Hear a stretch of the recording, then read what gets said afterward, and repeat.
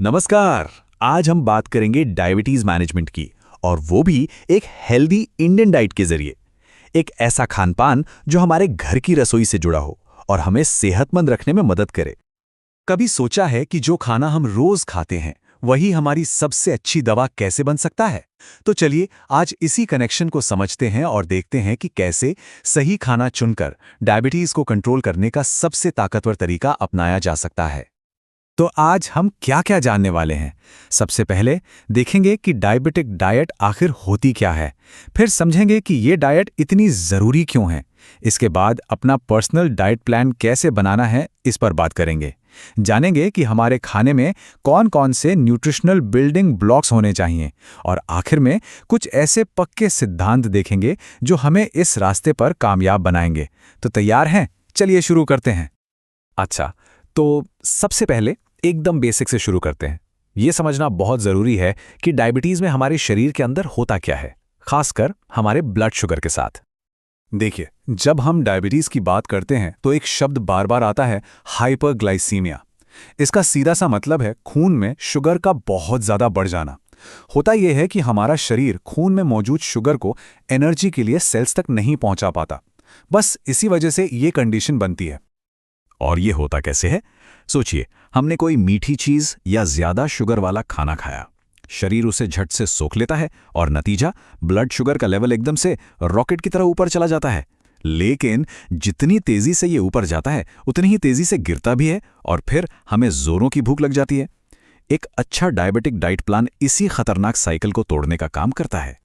तो अब सवाल ये उठता है कि ब्लड शुगर को कंट्रोल में रखना इतना ज़रूरी क्यों है?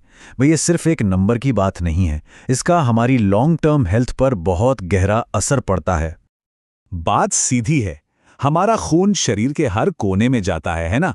तो जब खून में शुगर का लेवल लगातार बढ़ा रहता है तो ये बढ़ा हुआ शुगर भी शरीर के हर हिस्से तक पहुंचता है और धीरे धीरे हमारे ज़रूरी अंगों के सेल्स और टिश्यूज़ को नुकसान पहुंचाना शुरू कर देता है।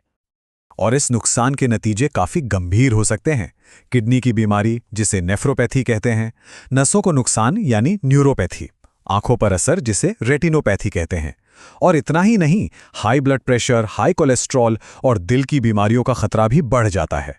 तो मतलब साफ है, एक सही डाइट सिर्फ शुगर कंट्रोल के लिए नहीं है, बल्कि वो इन सभी बड़ी बड़ी हेल्थ प्रॉब्लम से हमारे शरीर के लिए एक ढाल का काम करती है। अब इतनी सारी गंभीर बातें हो गई तो एक अच्छी खबर भी है, और वो ये है कि डायबिटीज़ का डाइट प्लान ऐसा नहीं है कि एक ही चीज़ सब पर लागू हो। इसे हर किसी की ज़रूरत और लाइफस्टाइल के हिसाब से तैयार किया जा सकता है। जब कोई न्यूट्रिशनिस्ट एक डाइट प्लान बनाता है तो वो बहुत सी चीज़ों का ध्यान रखता है, जैसे कि उम्र क्या है, जेंडर, वज़न और बीएमआई, कोई कितना एक्टिव रहता है, उसके हेल्थ टारगेट्स क्या हैं, और हाँ, खाने में क्या पसंद है क्या नहीं, किसी चीज़ से एलर्जी तो नहीं है। इन सब बातों को मिलाकर ही एक personalised Indian diabetic diet chart बनता है जो सच में काम करता है। और यही सबसे ज़रूरी बात है। लक्ष्य ये है कि एक ऐसा डाइट प्लान बने जो हमारी रोज़मर्रा की ज़िंदगी में आराम से फिट हो जाए। मतलब ऐसा खाना जो हमें पसंद हो, जिसे हम रोज़ खाते आए हैं। इसमें बस ध्यान ये रखना है कि हम कम जीआई यानी लो ग्लाइसेमिक इंडेक्स वाले खाने चुनें।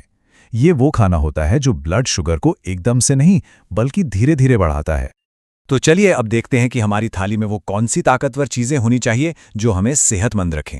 और हाँ, हम खास तौर पर एक इंडियन वेजिटेरियन डाइट के नज़रिए से बात करेंगे। अपने खाने की थाली को एक बिल्डिंग की तरह समझिए। इसे मजबूत बनाने के लिए 4 चीज़ें चाहिए।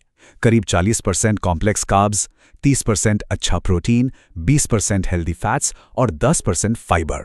जब ये चारों बिल्डिंग ब्लॉक्स सही बैलेंस में होते हैं तो एनर्जी भी बनी रहती है और ब्लड शुगर भी कंट्रोल में। अब कार्ब्स में एक बहुत ज़रूरी चुनाव करना होता है।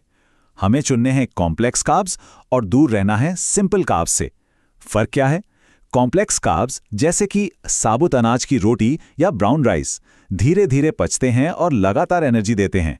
वहीं सिंपल कार्ब्स जैसे सफ़ेद ब्रेड या मीठी चीज़ें बहुत तेज़ी से पचकर शुगर लेवल को एकदम से बढ़ा देते हैं। तो हमें धीमी और स्थिर एनर्जी वाला ईंधन चुनना है। अब बात करते हैं प्रोटीन की। ये बहुत ज़रूरी है क्योंकि ये पेट को भरा रखता है और शुगर के खून में मिलने की रफ्तार को धीमा कर देता है। और शाकाहारी लोगों के लिए तो बहुत अच्छे ऑप्शन हैं, जैसे पनीर या टोफू, हमारी रोज की दाल और छोले, दही और साथ में नट्स और सीड्स। इन्हें अपने खाने में जरूर शामिल करना चाहिए। तो मोटे तौर पर क्या चुनें और क्या न चुनें? फाइबर के लिए हरी सब्जियां जैसे पालक और दालें खाएं और पैकेट वाले स्नैक्स और फ्रूट जूस से बचें।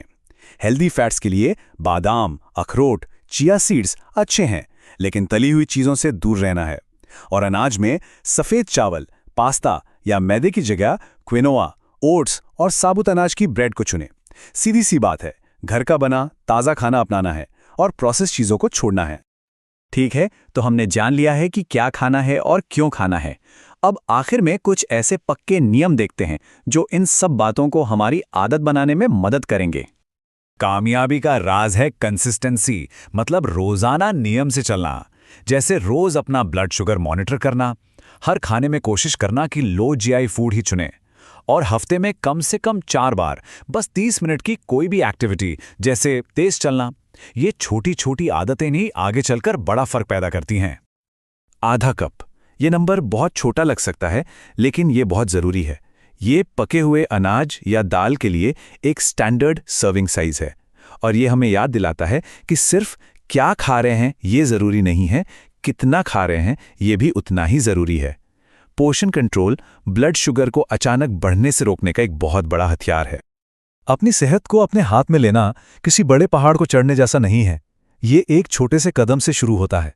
तो आज के लिए बस एक सवाल, अपने अगले मील में यानी अगले भोजन में वो कौन सा एक हेल्दी बदलाव है जो किया जा सकता है? बस उस एक बदलाव के बारे में सोचिए। शायद सफ़ेद चावल की जगह थोड़ी ब्राउन राइस या सलाद की एक कटोरी। बस वहीं से शुरुआत कीजिए।